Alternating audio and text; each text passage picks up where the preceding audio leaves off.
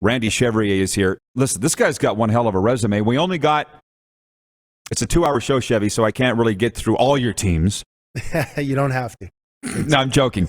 Jaguars, Bengals, Cowboys, America's team, Eskimos, New York Jets, Calgary Stampeders, Saskatchewan Roughriders, and the Stampeders again, and now representing Calgary Fire Department.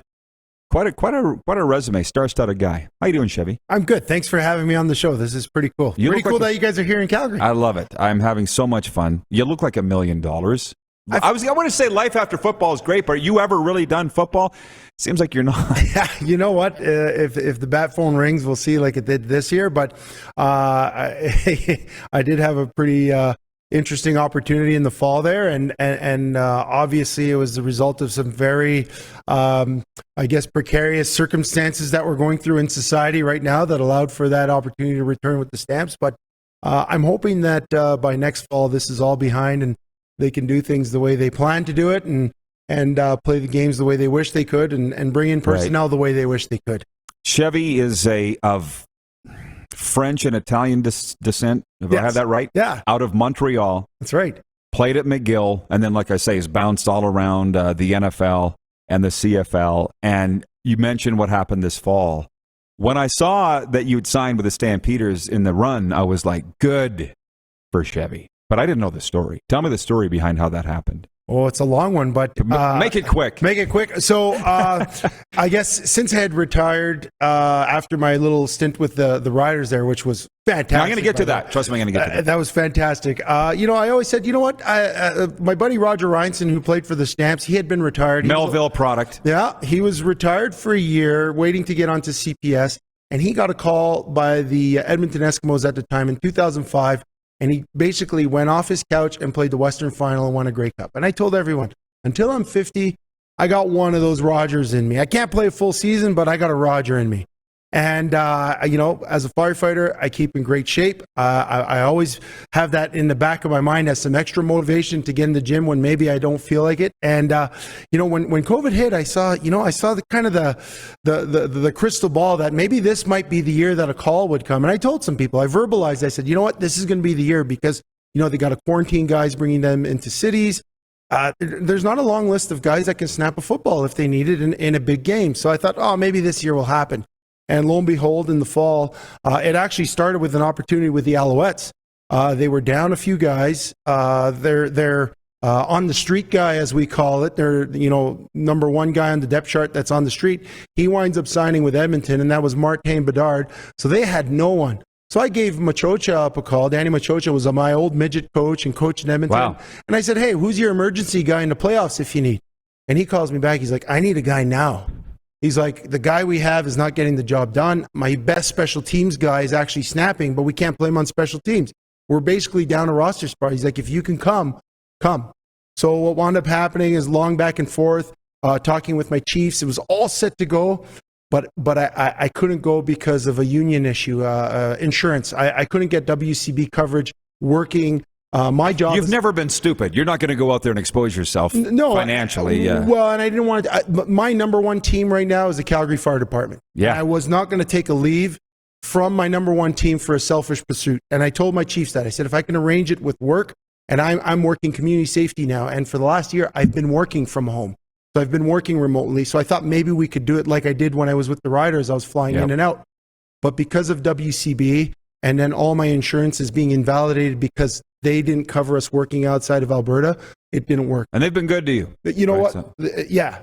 So when the Stampeders opportunity came up, it just worked out because I was working from home. I worked it out with the fire department to flex my schedule and work an hour earlier in the morning and an hour later in the afternoon. I was able to make it for practice, and it was really neat. It was 1 week on the practice squad. I'm like the oldest practice squad player in all of North America at the time. But it was fun. It was fun to get back in there. COVID situation. Absolutely. Right? Absolutely. Stuff happens. Well, you got 4 more years, Chevy. 5 till you hit 50, so it could still happen. You never know. But, you and I talked for the years that you're with the Stampeders. We're like, man, it would be fun if we were ever on the same team. And it happened in 2016, but it wasn't for as long as I would have liked. But people need to know something about Chris Jones. If you're in with Jones, you're in. If you're out, you're out. But Jonesy looked after you. right? Yeah. And tell the folks about your time with the Riders. You know what? It was super interesting because I had a full-time job. So the only way I could help them out is if they allowed me to fly in and out, which is what I did. So I wasn't there for very long, even with the shortened 3-game schedule I was there for. And I never knew what Coach Jones' opinion was of me, to be frank, because when we were in Calgary, I was a defensive lineman. He came in, I never played defensive line again. So I thought I was out with Coach Jones, and then But you were snapping. Right? I was snapping, but then I got moved to the O-line. So I never thought, I thought I wasn't a Jones guy, and maybe I wasn't, right? So I get to Saskatchewan, and that year they were pretty terrible, and that was the chicken squad year and all that stuff. Squad year, yes. I knew Craig Dickinson very well, and we sat down for a few meetings and stuff, and we just talked about the team, and I was just happy to be there. I am fully aware that it was only 3 games on a losing team, but I always have the perspective that the ability to suit up for a pro team, even if it was practice squad or whatever, it's such a fortunate position to be in that every guy would have traded that with me. And I see that. So I was very grateful for my opportunity. And Craig and I at the time, he was special teams coach. We were talking about the team, how young they were. And I had some observations, and he said, well, why don't you tell the coach? I said, well, I'm not going to tell him. And then one day I was walking on the field and Jones was passing by and we were cool. He actually treated me so well. He said, what do you think about the team? And that's when the little alarm bells went off in my head. It's like, should I say something or not? And that's a dangerous question. Yeah. And I said, you know what, Coach? I said, you want my real opinion? He's like, yeah. I said, well, you're a young team. I said, and a good team, but I think everyone's scared. I said, there's way too many guys here. I said, everyone acts like they're confident, but you got the vets scared that the young guys are going to come and swoop in the minute they make one mistake. The young guys are scared that you're going to just replace them with any guy that's, right on the street. I said, for years as a professional athlete, I operated on the premise that I'm here and you have guys looking for talent to replace me. No doubt that people are there to replace me. But when those replacements are just waiting in the wings, right away that you could replace. It's unnerving. It's unnerving. And everybody, there's that performance meter, right? Performance anxiety meter. And when you're at that high level of anxiety, you don't perform well. And there's a range, right? And I think the guys that year were just operating out of that range, young guys and vets. And he looked at me and he says, you really think so? And I said, yep. How could you not know? Right. And then we walked past each other. And as I was walking, I was like, oh, that might have been the biggest mistake of my life, right? And then lo and behold, the last game of the season there, I had to fly back home after BC Lions game. And before the game, he came up to me, and it was the week that we had that talk. He asked me to be the captain for the team on the coin toss. And I had never been a captain for a team of coin toss in all my years, not even in Calgary. And that was a big honor for me. And when the game ended, I was packing my stuff, and I was taking a flight back to Calgary while the team was going back to Saskatchewan. And the coin toss from the game was there on my shelf. From him, and that was pretty cool. From Jones. Yep. And you still got it displayed at home. It's a good little memento. Kind of guy that Chris Jones is. Before we talk about what you said you got going on tomorrow, you've lived in this town a long time, Chevy. Do you recall excitement about the Flames to this degree ever in your time? No. I got here after the run in, was it 04? Yeah. So there's been little blips of excitement, but not like this. I mean, even I'm excited for them.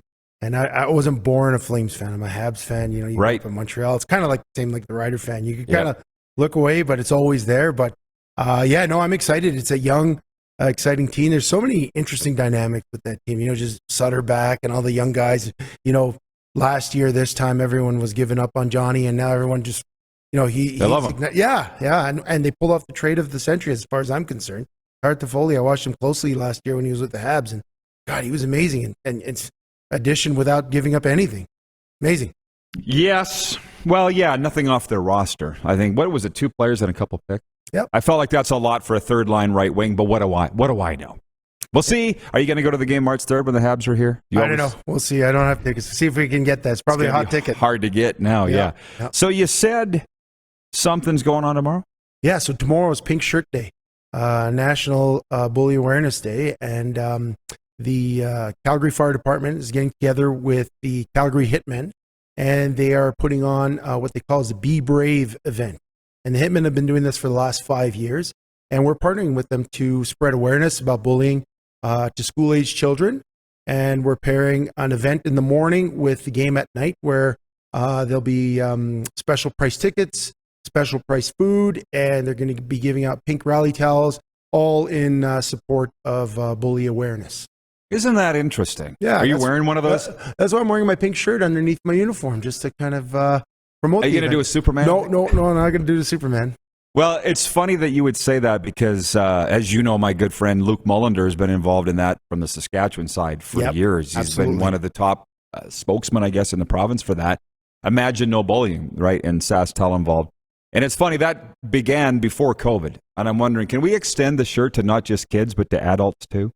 Oh, you know for what I mean? sure. Well, Rod, you know, you're such an advocate for mental health, right? And bullying and people being subjected to bullying is a major indicator of negative mental health effect, and not just for the targets, even the people doing the bullying.